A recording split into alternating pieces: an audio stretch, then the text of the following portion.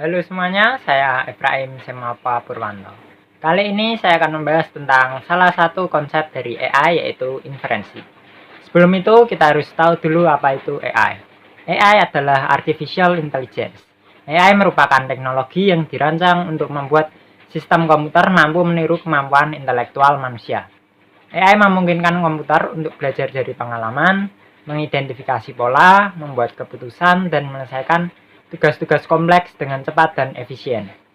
Tujuan utama dari AI adalah untuk memungkinkan komputer untuk belajar dari pengalaman atau data, menyesuaikan diri dengan situasi baru, dan melakukan tugas-tugas yang biasanya memerlukan kecerdasan manusia. Kali ini saya akan membahas salah satu konsep dari AI, yaitu inferensi. Inferensi adalah proses penarikan kesimpulan atau pengetahuan baru berdasarkan informasi yang ada atau yang diperoleh.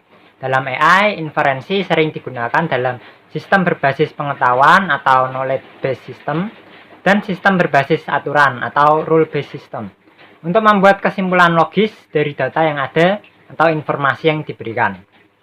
Lalu, bagaimana konsep ini bisa tercipta?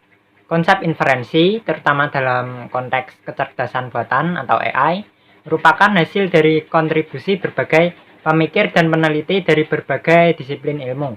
Tidak ada satu individu tunggal yang dapat diidentifikasi sebagai penemu konsep inferensi dalam konteks AI.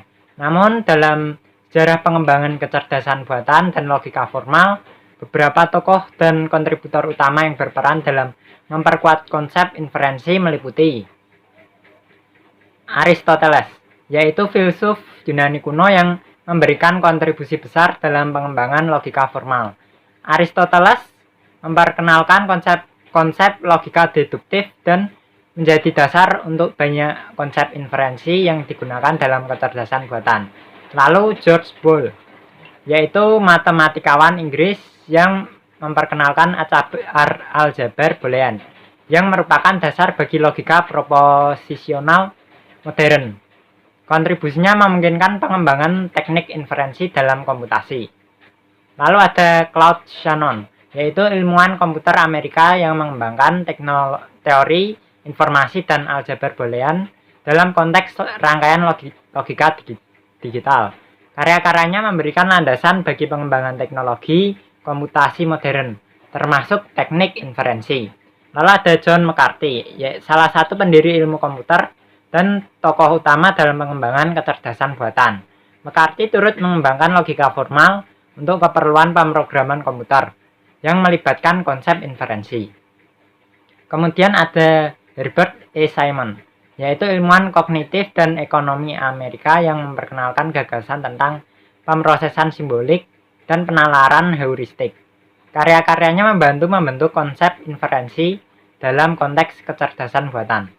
Lalu ada Lotfi Zadeh, yaitu matematikawan Amerika yang dikenal karena pengembangan logika fuzzy, suatu paradigma inferensi yang memperhitungkan ketidakpastian dan ambiguitas dalam proses pengambilan keputusan.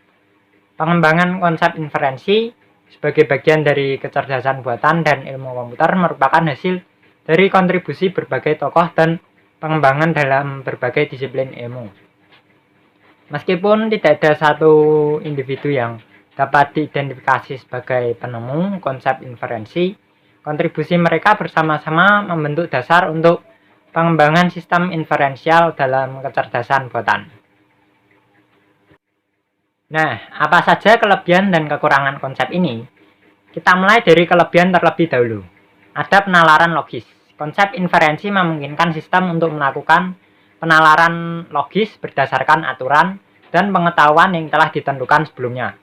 Hal ini memungkinkan sistem untuk mengambil keputusan yang konsisten dan terkait dengan informasi yang ada. Kemudian ada penanganan informasi tidak pasti. Inferensi dapat membantu dalam menangani informasi yang tidak pasti atau tidak lengkap dengan mengambil keputusan berdasarkan pada pengetahuan yang ada dan kemungkinan yang mungkin. Lalu relevansi domain tertentu.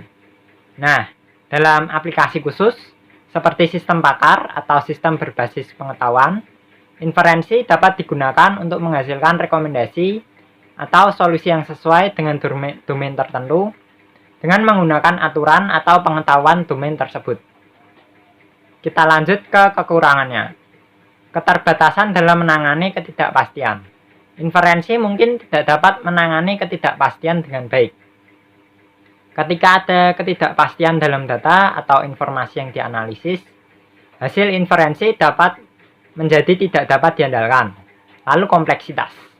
Sistem inferensial yang kompleks seringkali memerlukan representasi pengetahuan yang rumit dan aturan yang kompleks. Hal ini dapat membuat pengembangan dan pemeliharaan sistem menjadi sulit dan memakan waktu. Lalu keterbatasan dalam menangani pengetahuan yang ambigu. Inferensi dapat mengalami kesulitan dalam menangani pengetahuan yang ambigu atau subjektif. Penafsiran yang berbeda dari aturan atau pengetahuan dapat menghasilkan hasil inferensi yang berbeda pula. Lalu ada kurangnya adaptasi terhadap perubahan. Sistem inferensi seringkali sulit untuk menyesuaikan diri dengan perubahan dalam lingkungan atau data yang dianalisis. Ketika terjadi perubahan, aturan atau pengetahuan yang telah ditentukan sebelumnya mungkin perlu diperbarui secara manual. Lalu bagaimana implementasinya pada saat ini? Implementasi konsep inferensi dalam konteks kecerdasan buatan saat ini dapat ditemukan dalam berbagai aplikasi dan sistem yang menggunakan penalaran logis untuk mengambil keputusan atau menarik kesimpulan berdasarkan informasi yang ada. Ini adalah beberapa contoh implementasi konsep inferensi pada saat ini, yaitu knowledge-based system. Sistem berbasis pengetahuan menggunakan representasi pengetahuan yang terstruktur dan aturan-aturan logis untuk melakukan inferensi. Contohnya, termasuk sistem pakar di bidang medis, keuangan, atau teknis yang dapat menganalisis informasi yang diberikan dan menyediakan rekomendasi atau diagnosis. Kemudian ada information retrieval system. Sistem pencarian informasi seperti mesin pencari web menggunakan teknik inferensi untuk memahami pertanyaan pengguna dan mencari informasi yang relevan dari basis data yang luas dan heterogen. Lalu ada recommendation system. Sistem rekomendasi menggunakan inferensi untuk menganalisis preferensi dan perilaku pengguna serta konten yang tersedia untuk membuat rekomendasi yang relevan. Contohnya adalah sistem rekomendasi di platform e-commerce, media sosial, atau layanan streaming yang menyarankan produk atau konten kepada pengguna. Dan itu saja yang saya sampaikan kali ini. Terima kasih telah menonton dan sampai jumpa di lain kesempatan.